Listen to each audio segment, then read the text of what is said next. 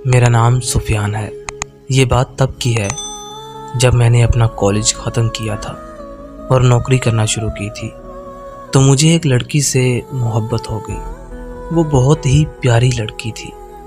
मैं एक दुकान पर काम करता था और वो अक्सर वहाँ आया करती थी। मैं रोज़ उसको देखता और ऐसे ही करते करते 2 महीने गुजर गए। उसको भी मालूम हो गया कि मैं उसको देखता हूँ, तो एक दिन उसने मुझे अपना नंबर दिया और हमारी बात होने लगी। वो बहुत ही अच्छी और प्यारी लड़की थी, बहुत ही तमीज़दार और अखलाकी लड़की थी। कुछ दिनों तक हमारी बात होती रही और मुझे उससे शदीद मोहब्बत हो गई। तो एक दिन मैंने उसे अपने प्यार का इजहार कर दिया, तो उसने भी खुशी खुशी कबूल कर लिया। मैं उसको बहुत सारे गिफ्ट दिया करता था और वो बहुत खुश होती थी। जब हमें बात करते करते 1 साल हो गया, तो मैंने उससे शादी करने का बोला, तो उसने इस बात को मजाक समझा और बात को टाल दिया।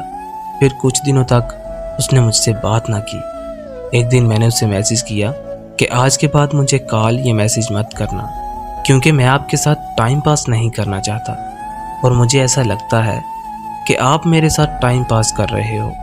तो उसने कहा कि नहीं यार, ऐसी कोई बात नहीं है, मैं तुमसे ही प्यार करती हूँ, I love you so much. पर मुझे उसकी बात पर यकीन नहीं आया। कुछ दिन गुजरने के बाद मैंने उसे फिर शादी का पूछा, तो उसने बोला कि यार शादी भी कर लेंगे, तुम्हें किस बात की जल्दी है। उसने कहा कि मुझे 2-3 महीनों का टाइम दो तो मैं आपको बता दूंगी। मैंने कहा ठीक है। इस तरह करते करते 3 महीने गुजर गए, लेकिन वो अभी भी बहाने कर रही थी।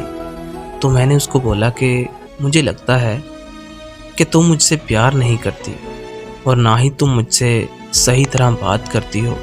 कितने कितने दिन तक हमारी बात नहीं होती। तो उसने आगे से कहा कि आपको पता तो है मैं घर में अकेली होती हूँ और घर के सारे काम मुझे ही करने पड़ते हैं, तो इसलिए मुझे टाइम ही नहीं मिलता। आप बताओ मैं क्या करूँ। मैंने कहा कि चलो कोई बात नहीं, और बताओ कैसी हो तुम। मैं बिल्कुल ठीक हूँ, तुम बताओ तुम कैसे हो। मैं भी ठीक हूँ, बस तुम्हारी याद बहुत आती है। अब तुमसे दूर नहीं रहा जाता, अब जल्दी से शादी कर लेते हैं। लेकिन उसने इस बात का मुझे कोई जवाब ना दिया और 2 दिन तक उसका कोई मैसेज ना आया। तो मैंने उसे मैसेज किया और उसने मुझे जवाब दिया। मैंने उसे कहा कि मुझे तुमसे एक बात करनी है। उसने कहा हाँ जी बोलें, क्या बात करनी है।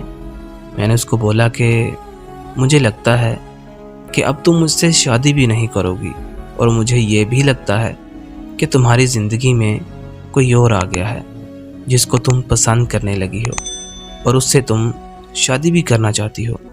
तो उसने कहा यार ऐसी कोई भी बात नहीं है, मैं सिर्फ़ और सिर्फ तुमसे मोहब्बत करती हूँ और करती रहूँगी और शादी भी तुमसे ही करूँगी। मुझे बस थोड़ा सा वक्त और चाहिए। मैंने बोला और कितना वक्त चाहिए यार तुम्हें। उसने कहा कि सिर्फ 3 महीनों का टाइम दे दो, मैं आपको बता दूँगी। मैंने कहा ठीक है कोई बात नहीं। बात करते करते ये 3 महीने भी गुजर गए।